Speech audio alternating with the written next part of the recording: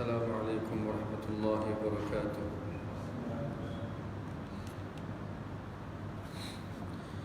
الحمد لله الذي خلق السماوات والأرض وجعل الظلمات والنور ثم الذين كفروا بربهم يعدلون.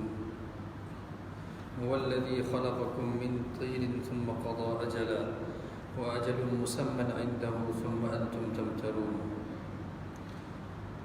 وصلوات الله وسلامه على سيدنا محمد الذي أرسله إلى جميع الثقلين الجن والإنس بشيرا ونذيرا وداعيا إلى الله بإذنه وسراجا منيرا. قال الله سبحانه وتعالى في كتابه الكريم بعد أعوذ بالله من الشيطان الرجيم بسم الله الرحمن الرحيم قد أفلح من زكاها وقد خاب من دساها. وقال النبي صلى الله عليه وسلم الكيس من دان نفسه وعمل لما بعد الموت والعاجز من أتبع نفسه هواها وتمنى على الله أو كما قال صلى الله عليه وسلم. Muslimin muslimat, hadirin hadirat yang dirahmati Allah Subhanahu wa taala. Nabi sallallahu alaihi wasallam bersabda dalam sepotong hadis riwayat Tirmizi, "At-tujjaru yuhsyaruna yawmal qiyamati fujjaran illa man ittaqa wa barra wa saddaqa." Sesungguhnya para peniaga akan dibangunkan pada hari kiamat dalam keadaan berdosa kecuali mereka yang bertakwa dan membuat kebaikan dan sentiasa bercakap benar. Dan hadis terusnya Nabi sallallahu alaihi wasallam bersabda dalam Tirmizi juga, "At-tajiru as-saduq al-amin ma'an nabiyyin was-siddiqin wasyuhada." Peniaga yang benar, yang bercakap benar akan bangun di hari kiamat nanti bersama-sama dengan nabi-nabi, dengan siddiq, mereka yang bercakap benar, dan dengan para syahid.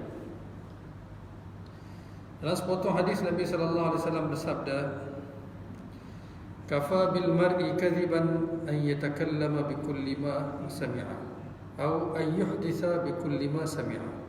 Atau kama qala sallallahu alaihi wasallam. Memadai bagi seorang itu digelar penipu dengan dia sentiasa membicarakan setiap perkara yang dia dengar. Apa sahaja yang dia dengar, dia bicarakan, dia sampaikan.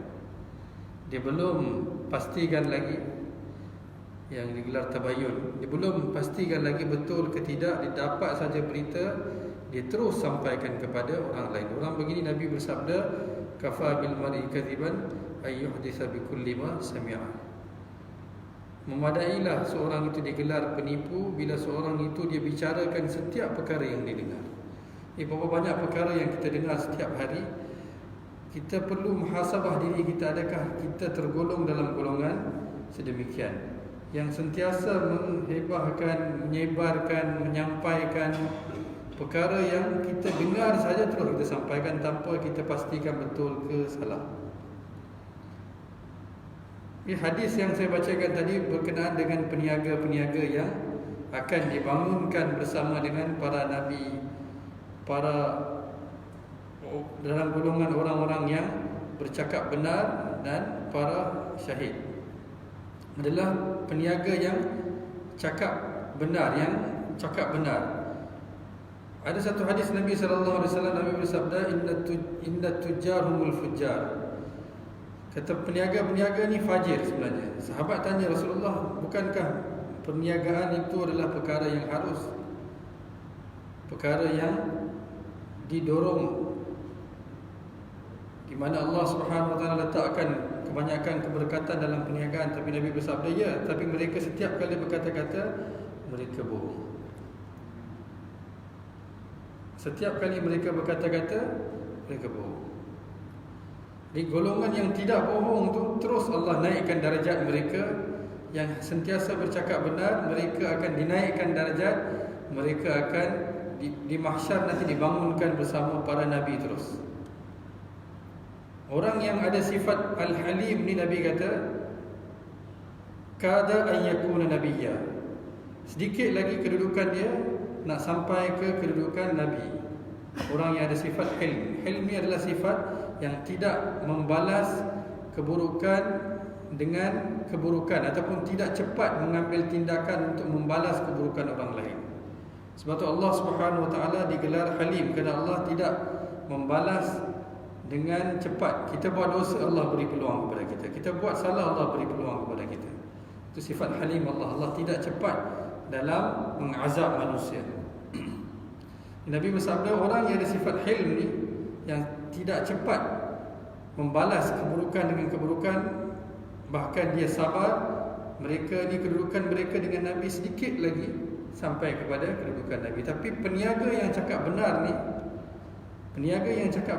Nabi bersabda, mereka ni akan dibangunkan bersama Nabi-Nabi.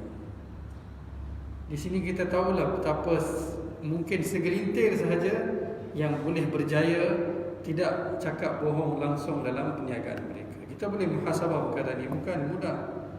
Bila kita review advertisement, marketing material, kan, cara dia buat promotion, cara dia marketkan barang yang dia nak jual, kan, dia tunjuk lain, yang jual lain, kita beli kotak gambar lain, dalam lain, banyak perkara. Ini bukannya judgement yang saya nak berikan sekarang, tapi muhasabah ini agar kita dapat memperbaiki kehidupan kita, memperbaiki muamalat kita dalam perniagaan apa sahaja yang kita jual. Kita selalu mengimpikan, kan, kita jadikan Abdul Rahman bin Auf sebagai role model kita, kan. Setiap orang nak jadi Abdul Rahman bin Auf, kan, nak kaya macam Abdul Rahman bin Auf. Saya selalu sebut Abdul Rahman bin Auf ketika berhijrah daripada Mekah ke Madinah, dia sedekahkan semua harta dia. Dia pergi ke Madinah tangan kosong, tak ada apa pun. Itu Abdul Rahman bin Auf. Kemudian dia pergi sana, sahabat tanya dia, apa kau nak buat? Kau dah sedekahkan semua. Dia kata, tak apa, beritahu saya mana pasar. Maka dia pergi berniaga balik. 4 prinsip Abdul Rahman bin Auf yang selaras dengan hadis Nabi sallallahu alaihi wasallam, dengan syariat Allah Subhanahu Wa Taala. Pertama, dia tidak sembunyikan aib dalam sesuatu perkara yang dia nak jual. Kalau ada aib, dia beritahu. Sekarang ni ada orang beritahu ke? Tak ada, kan? Kalau boleh ada terkoyak tu sikit, dalam sikit je letak dalam, lipat ke dalam, dia tunjuk depan yang cantik. Nabi bersabda, man ghasya falaysa minna, siapa yang sembunyikan aib sesuatu barang jualannya, maka dia bukan daripada kalangan kami. Bila kita dah tahu ada aib, kita kena beritahu. Ada seorang ni, dia beramal dengan hadis ni, maka dia datang jumpa seorang alim, dia kata dah bertahun-tahun kerana amalkan hadis ni, satu kereta saya ni tak dapat nak jual lagi. Orang alim tu tersenyum, dia kata sebenarnya saya amalkan hadis ni kerana saya dengar daripada Tuhan. Orang alim kata, baiklah, saya yang beli kereta tu. Muslimin-muslimat, bila mana kita cuba beramal dengan syariat Allah Subhanahu Wa Taala, tidak semestinya kita akan mendapat keuntungan serta-merta. Jangan kita jual, ulaikal ladzina ishtaraw ad-dalalata bil huda, kan, wa minan nasi may mereka yang menjualkan hidayat dengan kesesatan. Jangan jadi golongan tu, fama rabihat tijaratuhum wa ma kanu muhtadin. Kita kena jadi saudagar yang mendapat keuntungan yang selama-lamanya, yang banyaknya, sehingga Allah tak mampu berikan kita di atas muka bumi ini. Allah akan berikan kepada kita. Wa jazaahum bima sabaru jannatan wa harira. Allah kata, aku akan sediakan taman-taman syurga bagi kamu kerana kamu sabar di atas muka bumi ini. Allah akan uji kesabaran kita. Jadi kalaulah kita pun berpegang kepada saya nak semuanya, saya nak dapatkan segala apa yang saya impikan di atas muka bumi ini, maka sukarlah. Kita tak mampu buat kebaikan lagi. Kita akan fikir, apa guna saya buat kebaikan? saya tak dapat balasan kebaikan. Allah kata idfa' billati hi ahsan wa yudra'una bil hasanati sayyi'ah. Orang buat buruk pun balaslah dengan kebaikan. Allah kata ulaika lahum uqbad dar, bagi mereka lah Allah sediakan syurga, rumah di sana. Tilka darul akhirah naj'aluha lil ladzina la yuriduna 'uluwan fil ardi wala fasada. Kami jadikan rumah tempat tinggal mahligai bagi mereka-mereka yang tidak mahukan ketinggian di atas bumi ini semata-mata, dan mereka tidak mahu buat kerosakan di atas muka bumi ini. Tapi prinsip kita hari demi hari telah berubah, do or die, kan? Asalkan dapat, biarlah semua mati, asalkan saya dapat perkara itu. Tapi at the end of day, bila kita muhasabah balik, tak ada apa-apa hasil sebenarnya. Ada duit, tak ada kebahagiaan, kan? Kita perkara ni perlukan muhasabah muslim-muslimat setiap hari, bahkan setiap saat, kerana nafsu kita ni sentiasa akan menyesatkan kita. Inna nafsa la'ammaratun bisu. Dia akan menunjukkan kita kebaikan yang sementara, dia akan lupakan kita kepada akhirat yang kekal abadi. Kita akan sentiasa inna nafsa la'ammaratun bisu, sentiasa. Sebab tu Allah kata qad aflaha man zakkaha wa qad khaba man dassaha. Siapa yang bersihkan, dia akan berjaya. Susah. Okay? Kena sentiasa ingatkan diri kita, banyakkan mengingati Allah Subhanahu Wa Taala, banyakkan istighfar, banyakkan mengingati orang lain. Dengan kita mengingati orang lain, Allah wadzakir fa inna dzikra tanfa'ul mu'minin. Bila kita beri peringatan kepada orang lain, kita pun akan dapat peringatan, kita pun akan ingat perkara tersebut. Bila kita berhenti memberi peringatan kepada orang lain, lama-kelamaan kita pun akan lupa dan kita pun akan lalai. Dalam perniagaan, prinsip pertama saya sebut tadi, Abdul Rahman bin Auf, kita semua nak jadi orang kaya, kan? Buka kedai nama bin Auf, kan? Macam-macam lagi lah, kan? Bila tanya awak, saya nak jadi peniaga seperti Abdul Rahman bin Auf. Kita boleh cubalah, tapi memang kita tak mungkin jadi seperti beliau, kan? Tak mungkin. Boleh cuba. Tapi dalam perkara asas pun, kalau kita tak ikut beliau, bagaimana kita nak kata saya nak jadi kaya seperti Abdul Rahman bin Auf yang banyak sedekah, kan? Asas pun tak ikut. Perkara pertama saya sebut, beliau tidak sembunyikan aib dalam perkara atau barang yang beliau jual. Pertama. Kedua, beliau tidak stokkan sesuatu untuk naikkan harga, untuk kurangkan supply bagi demand naik, kan? Demand dan supply. Beliau tak buat macam tu. Tak simpan dulu, tunggu, jangan keluarkan, simpan dulu, biar harga naik baru saya jual. Beliau tak buat. Apa yang ada, beliau jual. Perkara ketiga, beliau tidak beli sesuatu dengan berhutang. Ini bukan perkara yang diharamkan ataupun dilarang dalam syariat, iaitu tidak boleh membeli. Tapi beliau tidak membeli. Beliau tidak membeli sesuatu yang beliau nak jual dengan berhutang, dan beliau tidak jual dengan berhutang. Apa yang mereka buat di zaman para sahabat radhiyallahu alaihim ajma'in, mereka akan kurangkan harga sesuatu barang bila mereka nak jual. Kalau pembeli tidak mampu, mereka akan turunkan harga sehingga pembeli boleh beli. Dikatakan di zaman sahabat radhiyallahu alaihim ajma'in, harga diturunkan sehingga pembeli akan naikkan harga. Dia kata, awak kenapa murah sangat? Apa keuntungan yang kamu dapat? Mereka akan naikkan. Kita terbalik, kita akan minta kurang sebab harga diletak asal dulu, kan? Ini bukannya satu perkara baru yang saya bagi tahu, kan? Pergi ke mana-mana tempat jualan, harga asal dia tulis RM1,000, 50% diskaun RM500. Kalau fikir 1 tahun pun logik ke barang tu harga RM1,000? Kita pun tahu tak logik, kan? Tapi ini pun satu cara marketing. Harga dinaikkan dulu, diskaun diberikan kemudian, kan? Harga dia memang RM500. Tapi perkara ni berlaku, kan? Kalau kita, perubahan ni mesti bermula daripada diri kita sendiri. Kita tak boleh harapkan orang lain akan berubah. Bila kita berubah, setiap orang usaha untuk mengubah dirinya sendiri, lama-kelamaan seluruh dunia akan berubah.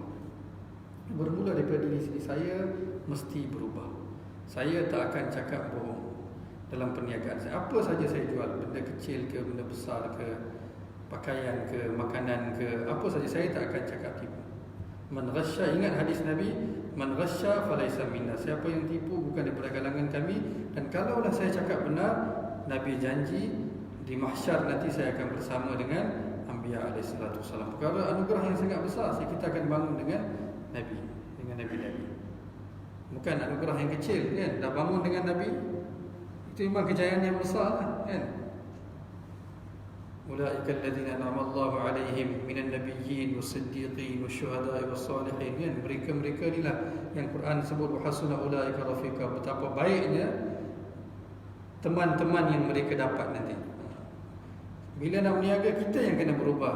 Kalau saya target, okey, dalam supermarket ni saya lihat barang-barang ni, apa yang kita boleh buat? Tapi kalau kita sendiri berubah dan hari demi hari kita cuba, kullukum ra'ala wa kullukum ra' wa kullukum mas'ulun an ra'iyati, kita ubah ahli keluarga kita, jiran tetangga kita yang dekat dengan kita dulu, perlahan-lahan dengan hikmah beritahu mereka. Ad-dinu an-nasihat. Agama ni adalah nasihat dengan baik. Ud'u ila sabili rabbika bil hikmah wal mau'izatil hasanah. Panggillah mereka kepada syariat Allah Subhanahu wa taala dengan hikmah dan dengan nasihat yang baik, yang cantik. Beri nasihat kepada mereka, beritahu mereka untung, rugi. Benda ni bila kita dah tanam dalam diri kita, satu adalah benda tu dah natural. Allah kata memang fa'alhamaha fujuraha wa taqwaha.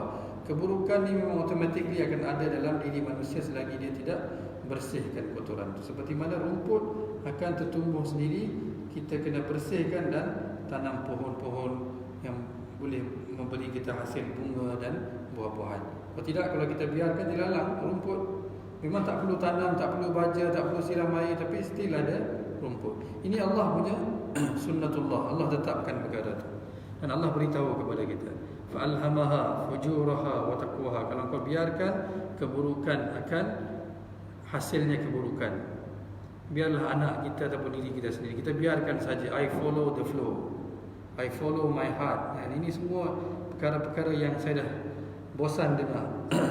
Saya banyak kali tegur orang, don't follow your heart, follow the syariat. And follow the heart, habis kita. Yang Nabi SAW kata, istafti nafsak tu bukan follow your heart.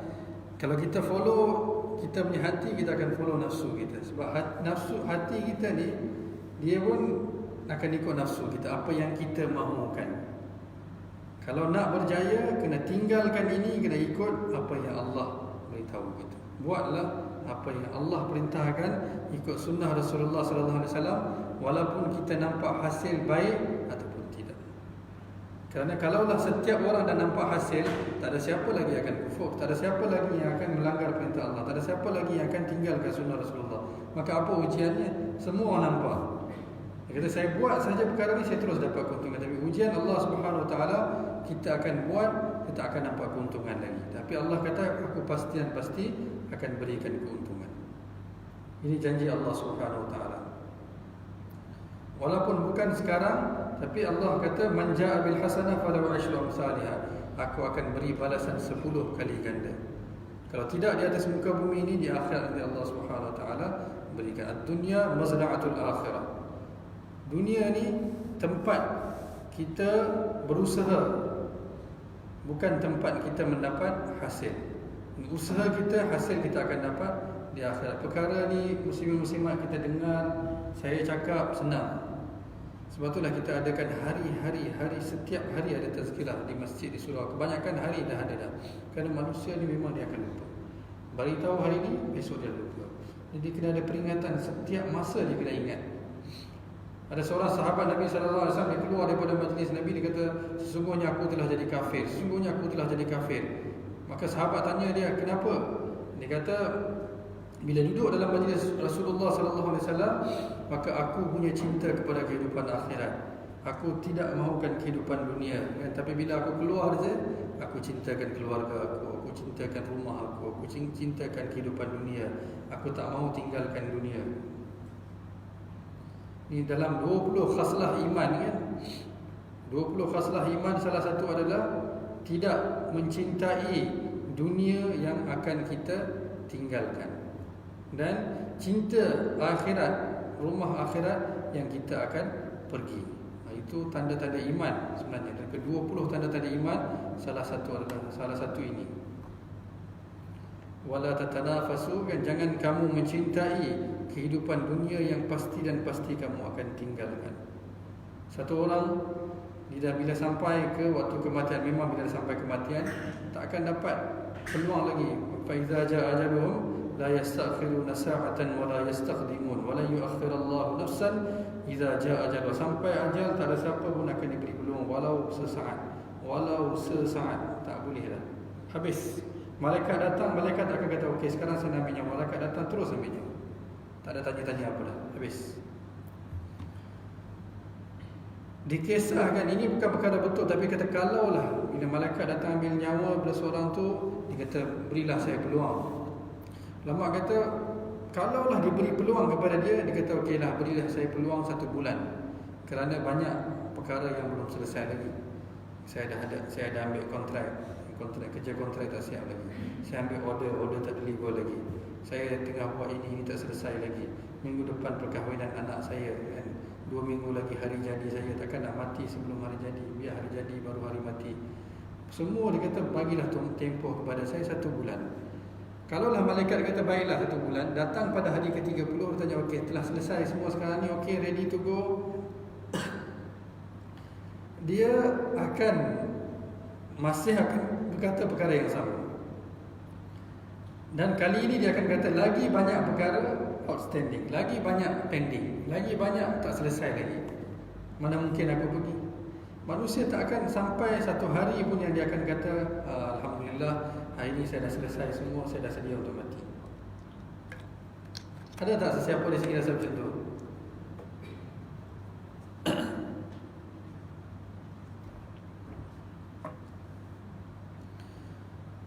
Jadi muslim-muslimat rahmati Allah Subhanahu Wa Taala, kita tak tahu kan, siapa pun tak tahu bila kita akan tinggalkan dunia ni. Tak ada siapa pun tahu.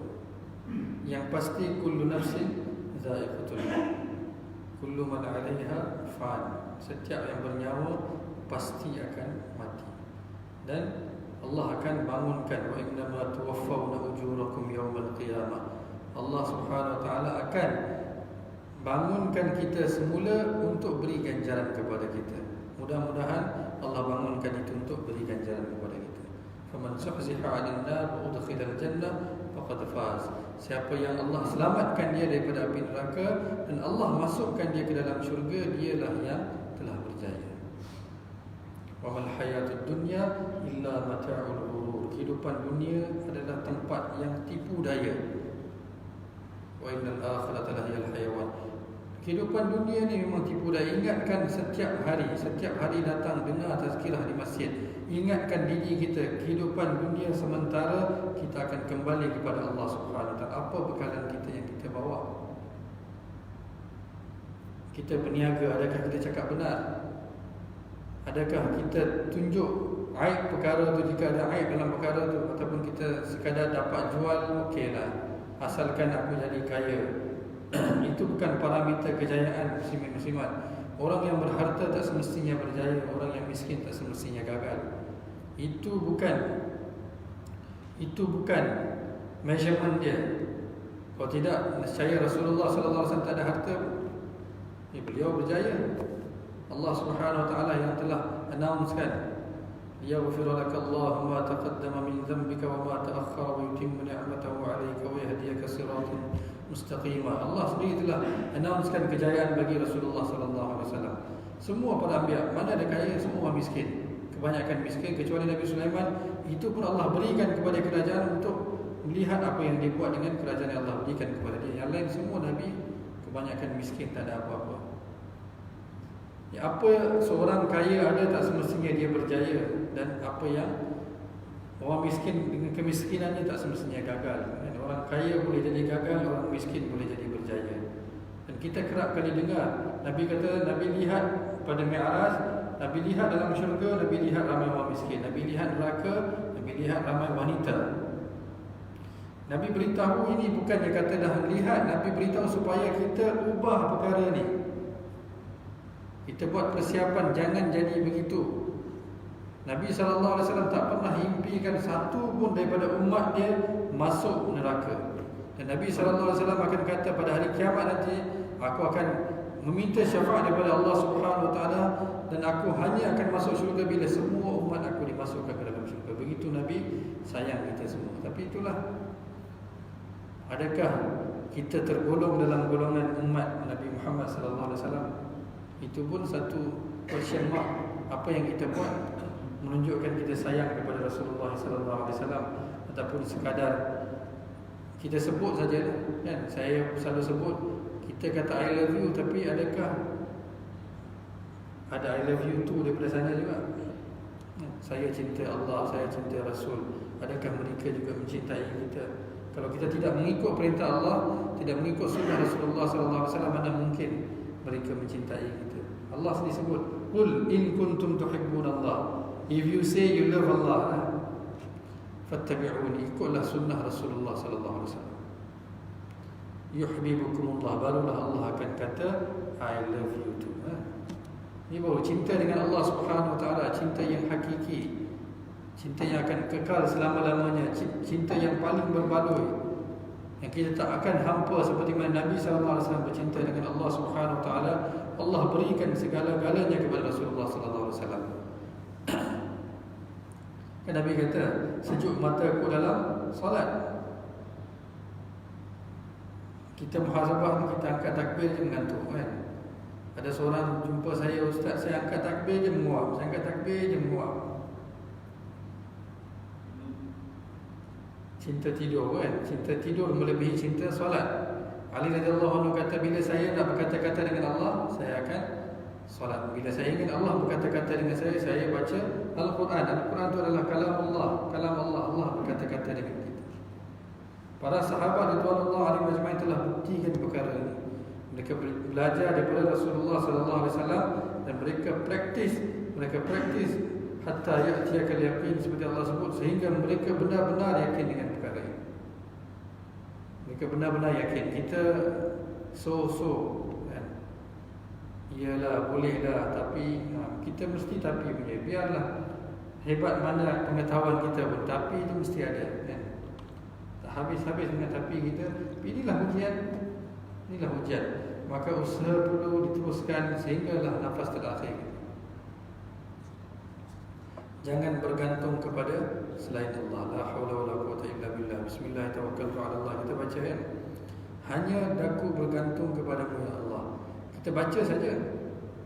Tapi kita tapi punya banyak kan, sampai kita sendiri yang menafikan apa yang kita baca tadi. Mula-mula kita kata bismillahi tawakkaltu ala Allah, dengan nama Allah daku hanya bergantung kepada Allah. Tapi mana pangan? Tapi mana ayah? Tapi mana anak? Tapi mana isteri? Tapi mana suami? Bergantung kepada Allah sahaja. Barulah kita akan melaksanakan perintah Allah Subhanahu Wa Taala dengan cara Rasulullah. Perkara ni nak cakap memanglah mudah kan, dengar mudah, tapi bila kita nak praktis benda ni memang akan berat. Saya sendiri kita cakap saja, tapi bila Allah uji kita dengan keadaan yang susah kan, latublaunna fi amwalikum wa anfusikum wa la tasma'unna minal ladzina utul kitaba min qablikum wa minal ladzina asyraku adzan katsira. Allah kata yalah, bila kamu dah beriman kan, dalam surah Al-Kabut Allah sebut di sini, Allah sebut dalam surah Al-Imran ni, kami pasti akan menguji kamu dengan harta kamu dan dengan diri kamu sendiri.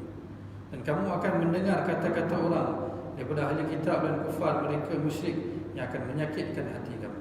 Allah kata kami tahu, dan inilah ujian untuk kamu. Maka wa in tasbiru wa tattaqu fa inna dzalika min azmil umur.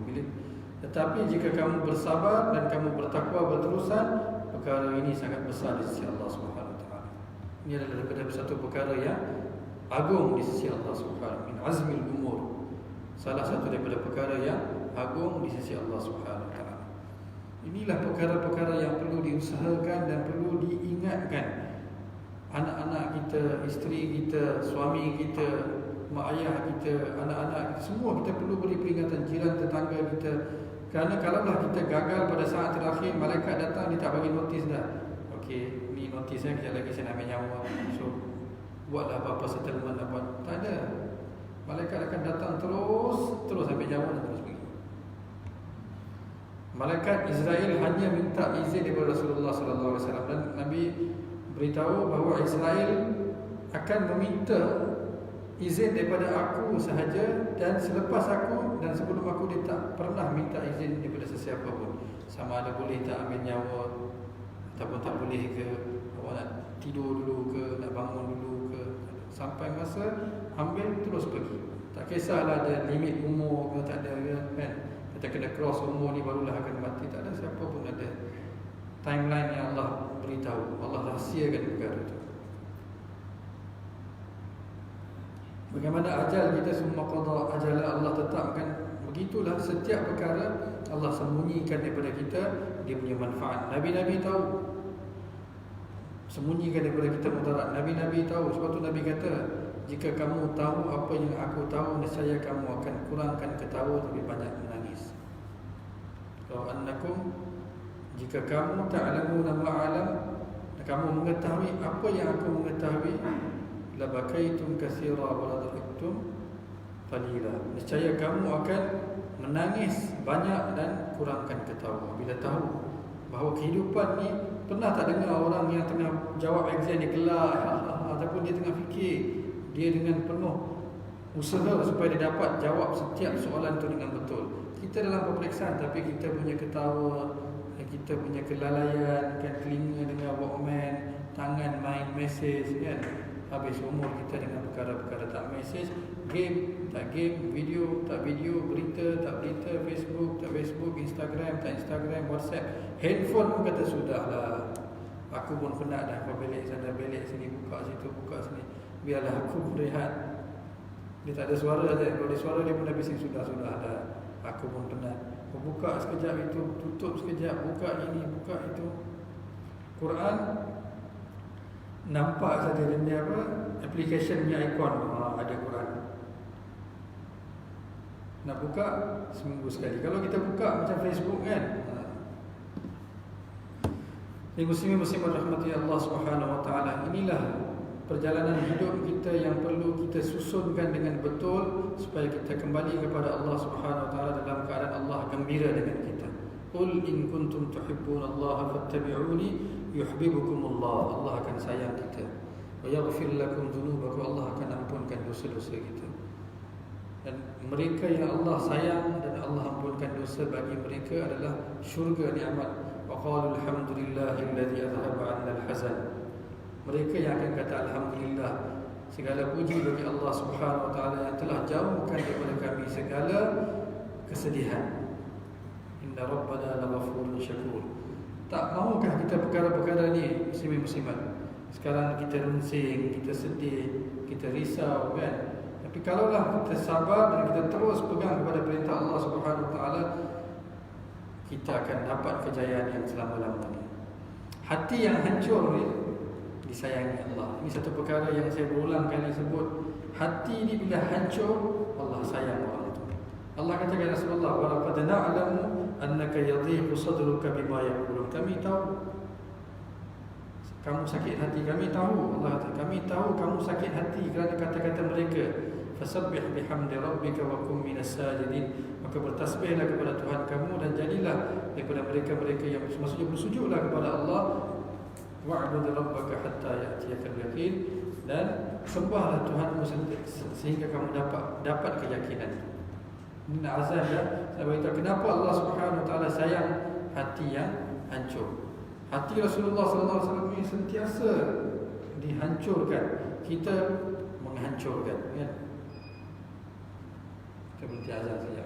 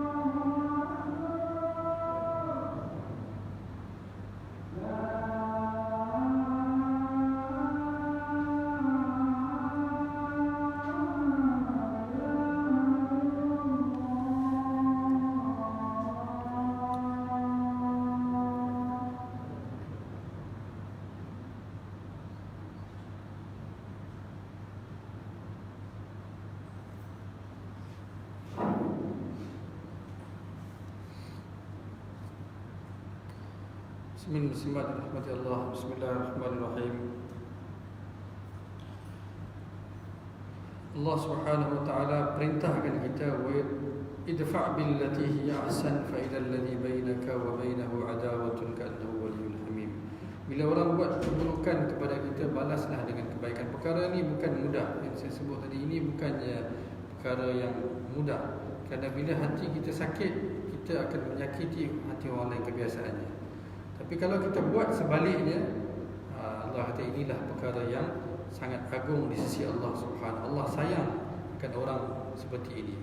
Kerana itulah baginda sallallahu alaihi wasallam Allah muliakan, wa innaka la'ala khuluqin azim.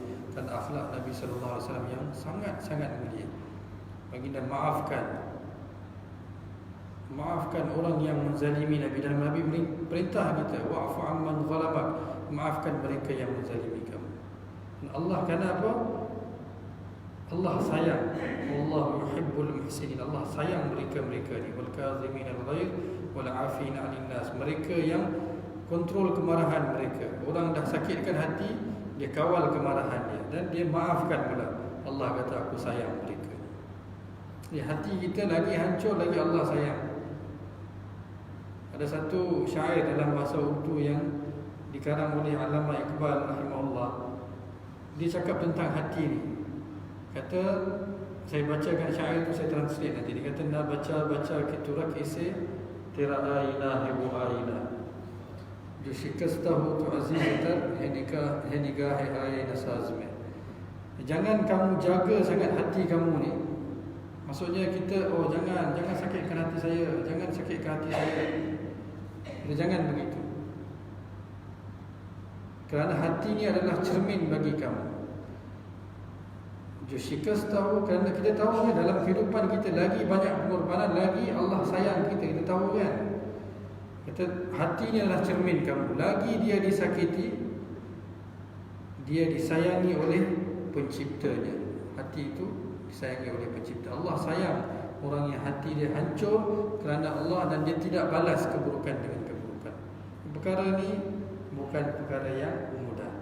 Perlukan kepada praktis, usaha setiap hari, sedikit demi sedikit, sehinggalah kita sampai ke tahap kita boleh maafkan sesiapa.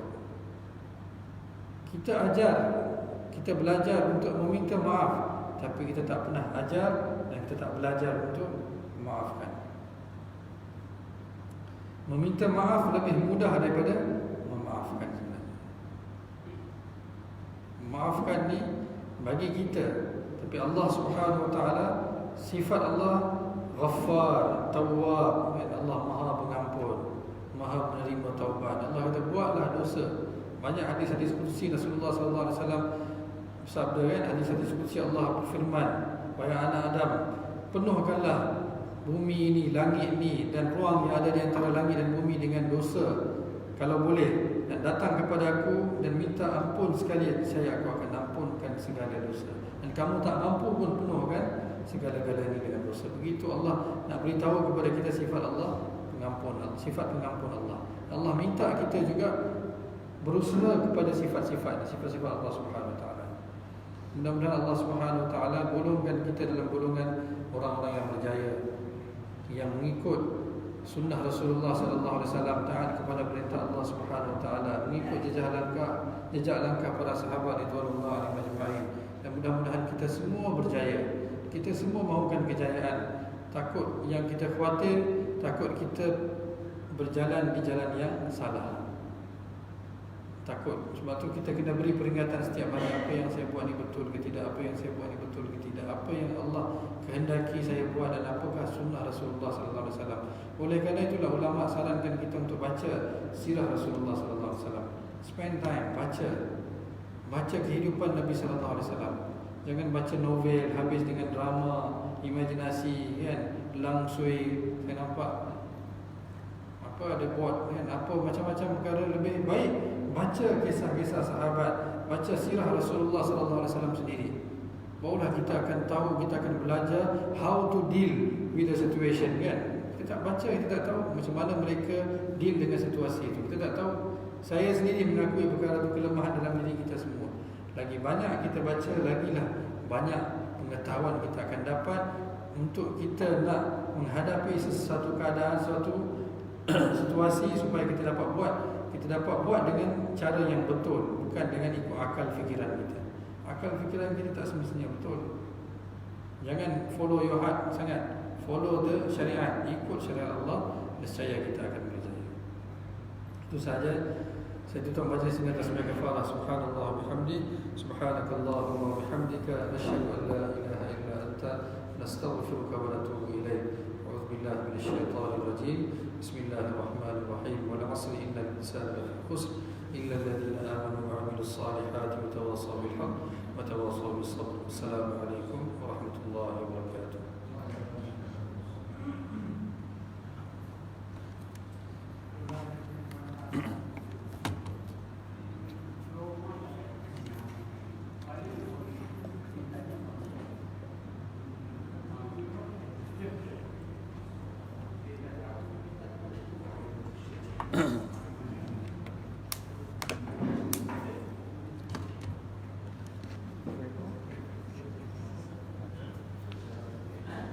So